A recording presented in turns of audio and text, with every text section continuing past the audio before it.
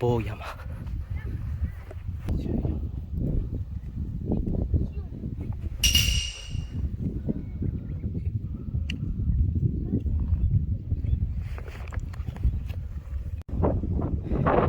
い、こんにちは、つくぼです。今日はですね、田代島でキャンプをする予定だったんですが、翌日のフェリーが悪天候で欠航ということになりまして、急遽キャンプ地を変更しまして、ここ宮城県涌谷町の、籠坊山キャンプ場に来ました。風が強いです。ご覧の通りすごく景色のいいキャンプ場になっているんですが、実際にテントを張る敷地はこの、傾斜の下のところですね、平らなスペースを探して、テントを張るような感じです。で、ほとんどが傾斜になっているので、なかなかテントを張るのが難しいキャンプ場だなという感想を持ちました。で、僕のサイトが真ん中の水色のテント、ワークマンのベーシックドームテントですね。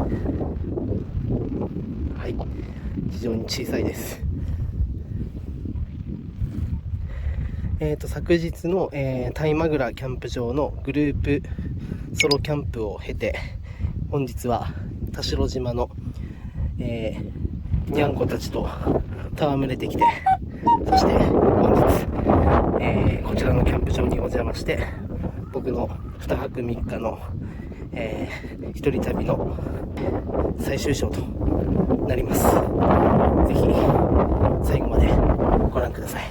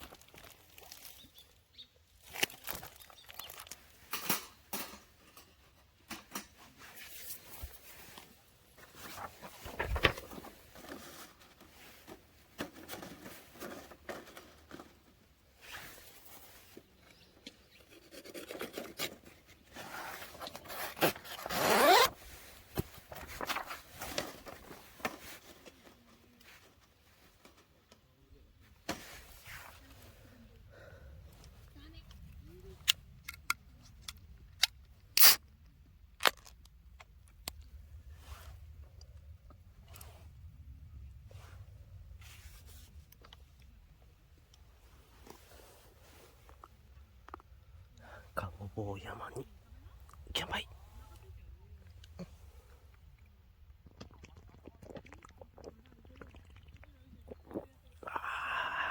うまい。